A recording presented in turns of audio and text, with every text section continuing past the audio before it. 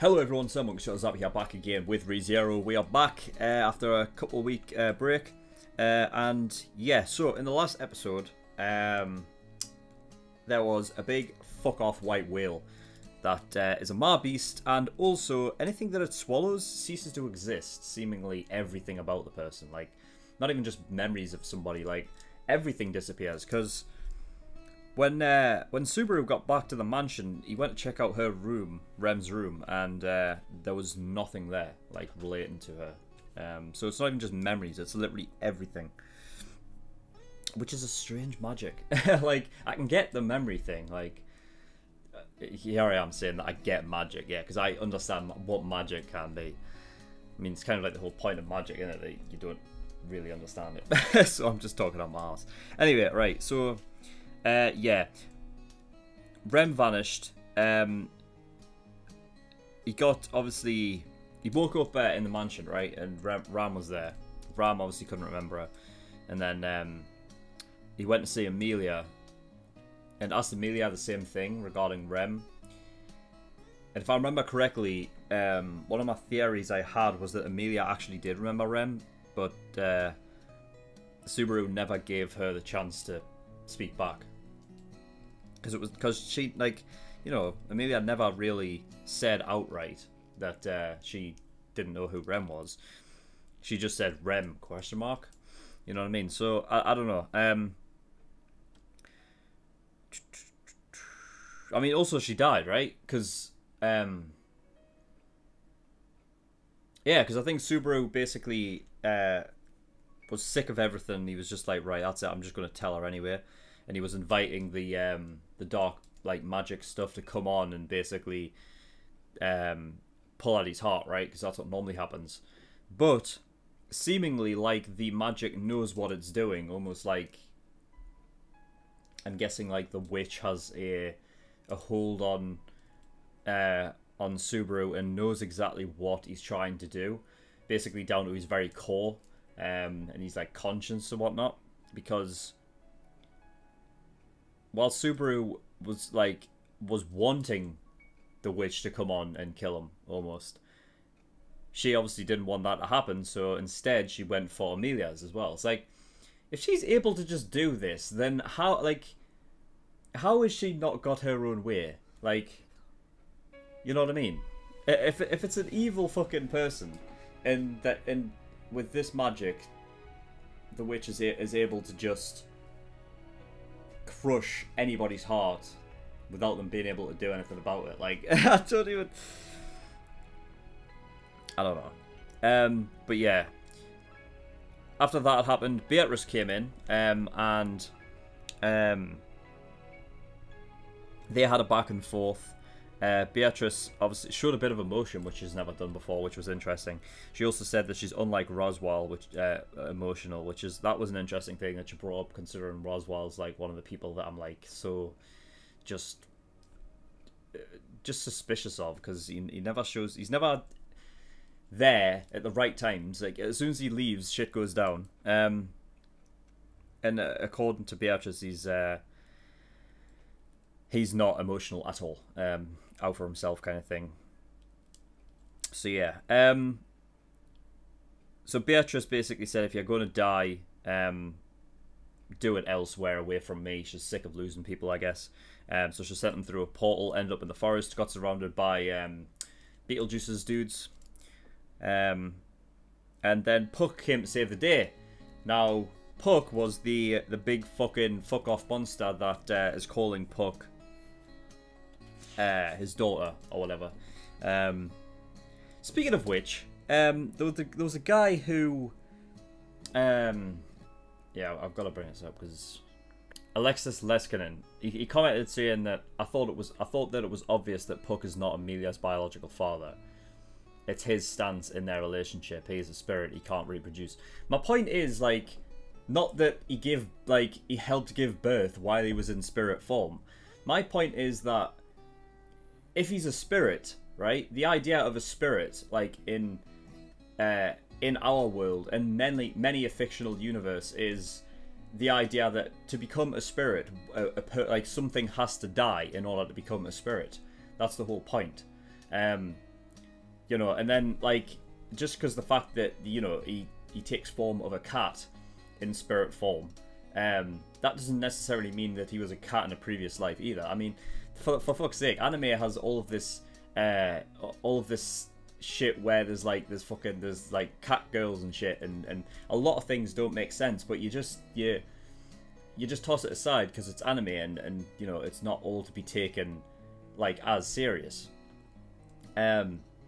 You know, I think it's completely in the realm of possibility that if her actual father was to die, that he doesn't like have to come back as a human spirit. Like, you know, he could be like, there are things of like people being trapped in like the souls of like animals and shit like that. But you know, it just is what it was. I've never before, like, why else would he call her daughter? Really, you know, I'd like, you can say that it's just, you know, it's just their stance in the relationship, but it was never explained why that was the stance. So for me to assume that Puck could have been her actual biological father at some point, maybe before he died, and then his spirit ended up becoming Puck, which is a little cat spirit, then, you know, I don't think it's too far out of the realm of possibility for that to happen. I just thought I'd explain it because, like, you know, it's not obvious, like, but whatever, is what it is. Anyway, yes. So with that out of the way, we're gonna get an episode 18 of ReZero. See what we get. So without further ado, let's go.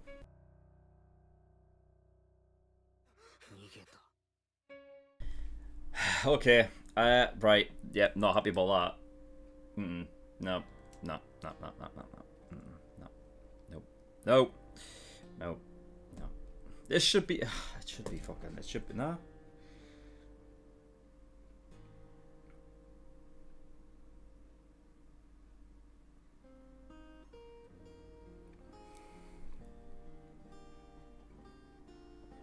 He hasn't even spent like a tenth of the time that he spent with Rem. You know what I mean? Like, how long are we talking here? Like, how long do you reckon they've actually, like, you know, how much time have Subaru and Amelia spent together?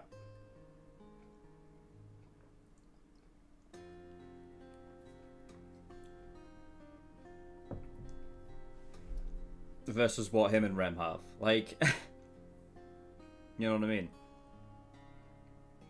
Everything, right, that Rem has literally just said there was exactly the perfect reasoning, right, as to why she is the perfect fucking counterpart for Subaru. And after all of that fucking confession, he just goes out and says, I love Amelia. Like, what the fuck? And then has the audacity to ask her for help. Honestly, like, yeah, Rem's just way too fucking, way too fucking good for him. How does that... There's only one good thing that I feel like has come out of this, right? And that is that he's saying now that Subaru's story starts from now, from zero, right? That he's going to become the most awesome hero ever. So I don't want to see another episode where he fucking breaks down into a fucking psychopath saying why he can't do this and that. Because if it is, I'm going to call ultimate fucking bullshit, alright? And it's going to irritate the fuck out of me. There's one thing, like, you know, the idea of something going round in circles so that it just comes around again and again is, like, one of the most infuriating things ever for me. I hate it. Because, like, you know, it's like the lack of change, you know what I mean? The lack of the, like, you know, doing something different for a fucking change, you know what I mean? It just drives me fucking insane. It absolutely annoys me. You know, you can see me doing it there when after everything that Amelia has said, right, giving him the, like, all of the reasoning as to why, he still is going on about no, nobody loves me, the fucking hell, like, you know. And I get the reason why he's in that state. I just don't need to see it again and again and again and again and again. I said, like, in a previous episode, like after, it's like this fucking show is mentally tiring because of just how, ugh.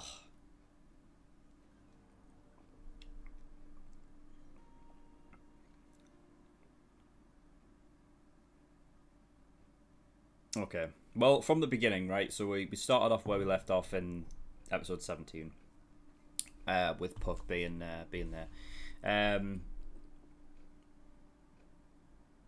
Very much an interesting sort of a different state of affairs. I think it really puts into perspective that Puck doesn't really care about Subaru at all. Everything that he's put on previously, has sort of been just an act. I feel like, because as soon as anything affects Amelia, it affects him. So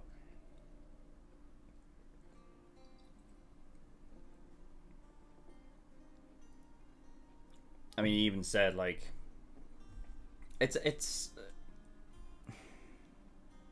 there was an interesting like sort of phrase that Puck said that almost contradicts the thing that he said before.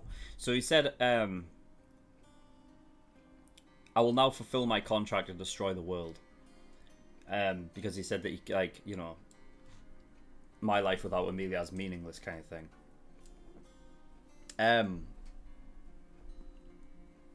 Now the contradiction, I feel like it's not like a direct contradiction, but I feel like it's sort of, it means two different things. A contract would be to, fulfill that duty no matter what your personal feelings are on the matter, versus what he said straight after it, saying my life without Amelia is meaningless. Like, that's contradictory, right? Like, is it really a contract or is it not? Like, was there a contract, like, in writing? It doesn't really have to be in writing, but, like, that specifically said that if Amelia was to die, that he would destroy the world.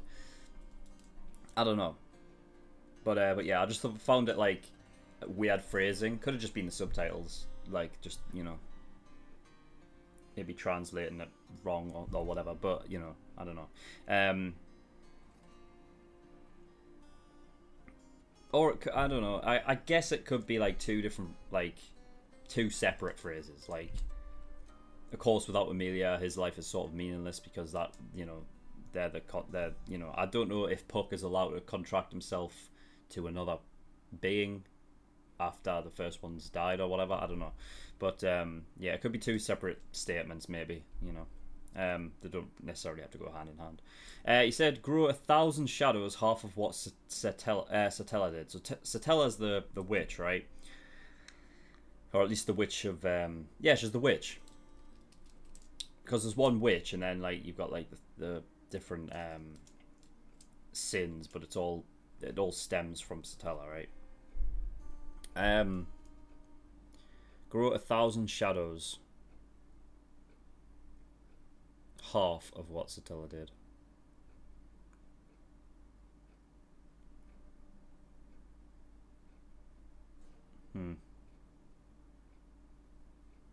I don't know what to take of that, like, that statement, like, whether Puck has fought Satella before, or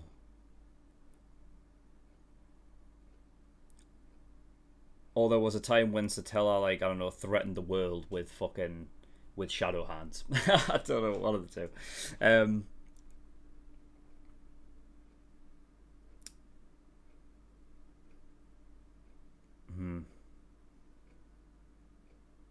Yeah, I don't know. When they went back in time, actually no, wait, we'll come back to that later. Yeah, so Puck was talking to Subaru about sins. Like, why would?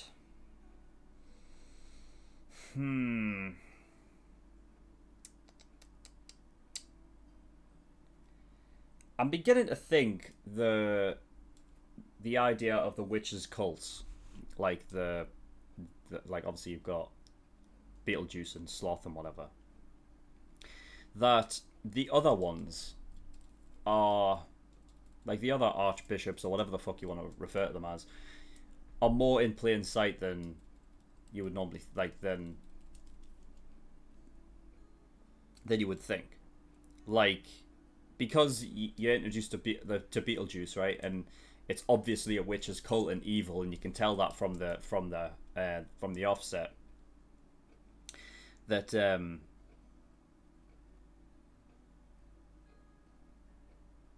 yeah, like you can tell that he's obviously part of witch's cult. That maybe in your head you're thinking, oh well, the other cults are going to be relatively the same, but maybe not.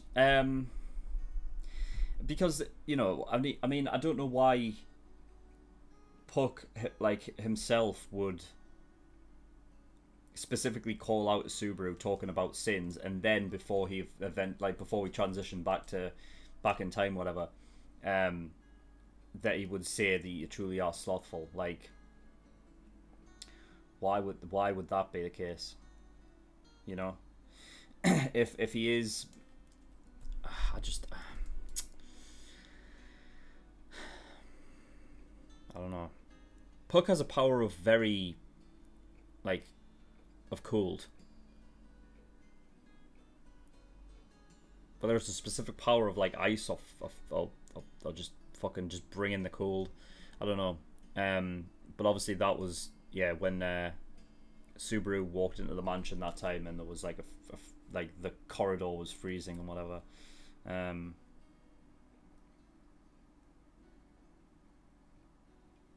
I'm not sure what Puck wants. Like,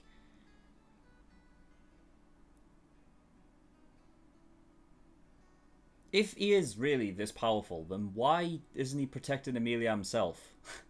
You know what I mean? Like, why does it have to be up to... I mean, that's a thing, right? Two of the sins that Puck was... I can't even remember the second one. See if I can find it.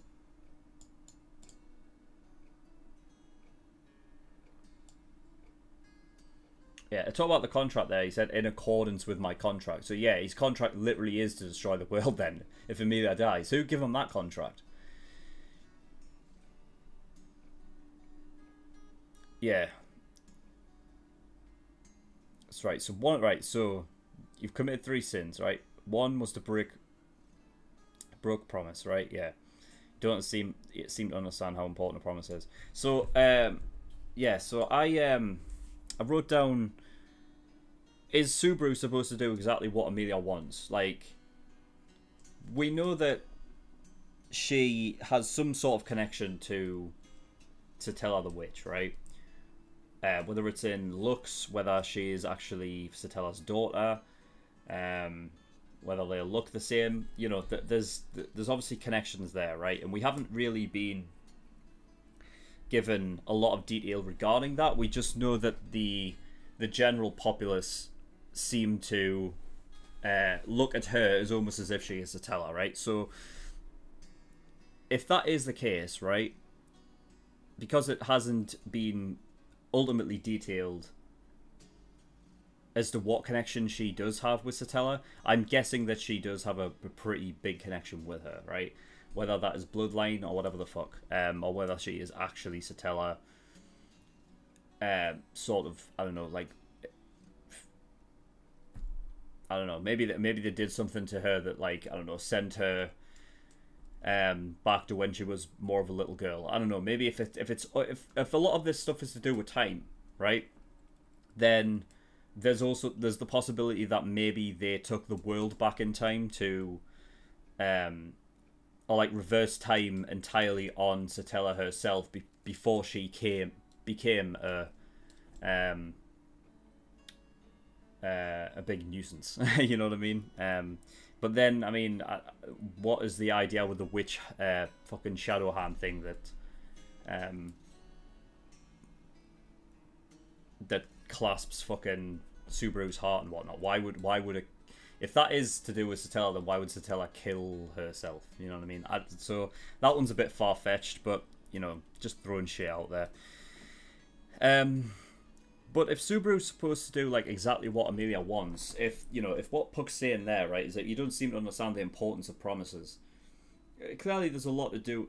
There's a big fucking connection with sins in this world that we're in, I guess. So maybe they hold more power in this world than they do in the in like our world, or the world that Subaru came from. I'm guessing it was like our world that it came from.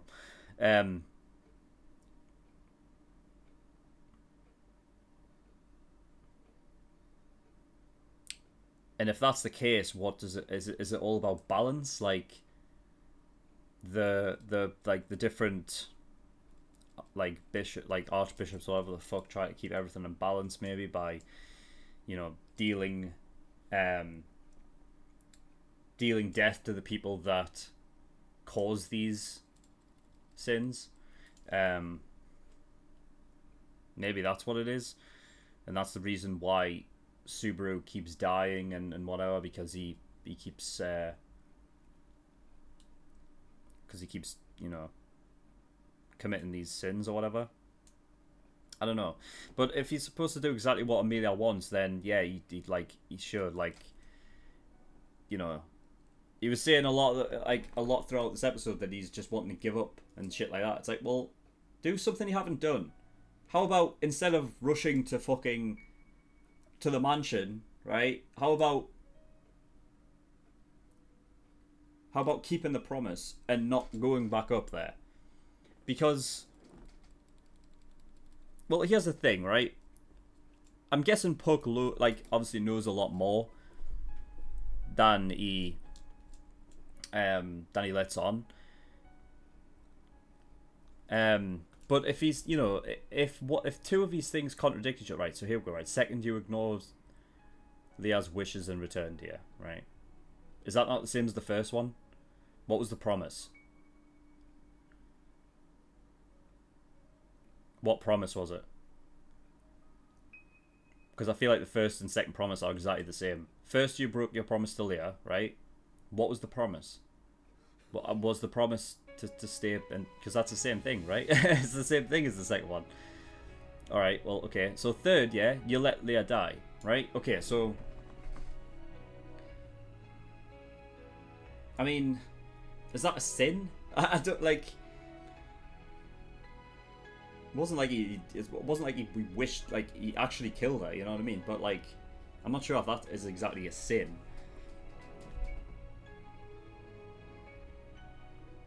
So here's the thing, then, right? If Puck is so, like, you know, is as powerful as he is, right? If he knows more than he's letting on, then why doesn't Subaru just live up, like, actually keep that promise and live up to it, and just stay in the fucking, and see what happens? I mean, what else has he got to lose at this point, right? Shit goes down, okay, right, then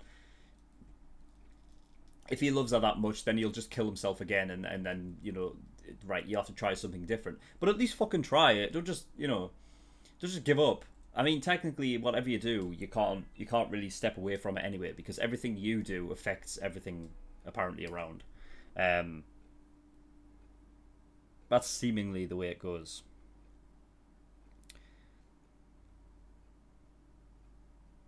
But that's the thing, is like, because he has this fucking this power to just, you know, when he dies, he just goes back. Like, you know, seemingly so much on the surface revolves around him, and yet everything everything shouldn't revolve around him, you know? I think that's the sort of the underlying issue, is that, like, he wants to, like, he wants things to revolve around him, and the way that his power works almost gives him a justification for that, yet there are some things that I feel like would be better off if he just didn't let it revolve around him. You know what I mean? Like, you know, the fact that he thinks that he can fix everything, and that's what he's, you know, of course he can fix everything by just going back in time and trying something different until he gets the right result, but, you know, I think, like, in some capacity, maybe he does have to do exactly what Amelia wants. if Amelia has some connection to Satella, then maybe subconsciously in Amelia's mind, doing everything that Amelia wants you to do, maybe that is the right path. Maybe that is the path that leads you down where nobody dies. I don't know. I mean, that, you know, Puck said that the importance of promises, then maybe that is the key. You know what I mean? But the fact is that Subaru was so self-absorbed in his own fucking, in himself, like so far up his own arse, that he feels like he has to do something in order to change anything, when maybe the right answer is to do nothing. Maybe that's the whole thing. It's like, you know, he's sitting there saying, I'm worthless, I hate myself, I do absolutely nothing when I want to do something. And then what if the answer at the end is actually to do nothing? Maybe that is the answer. I don't know, you know. We'll see eventually. Yeah,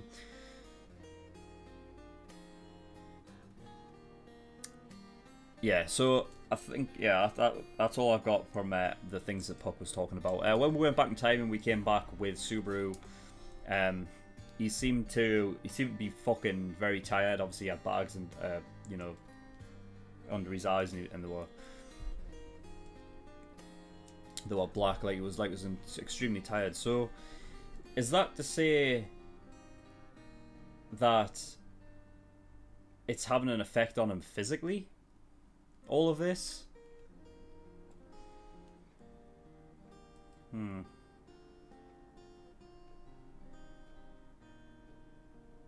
Because if that's the case, I'm wondering if there is...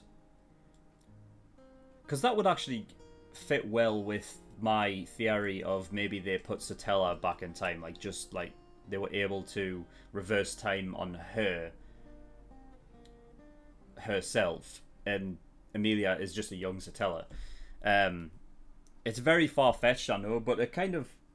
What I'm about to tell you is like almost sort of would bring that more credence to that theory, is that if it's affecting Subaru physically, then that would suggest that it's not going back in time for him. It's just going back for everyone else. And it's almost like Subaru's body is the same from when, like it's like his body's come from the future and been put back.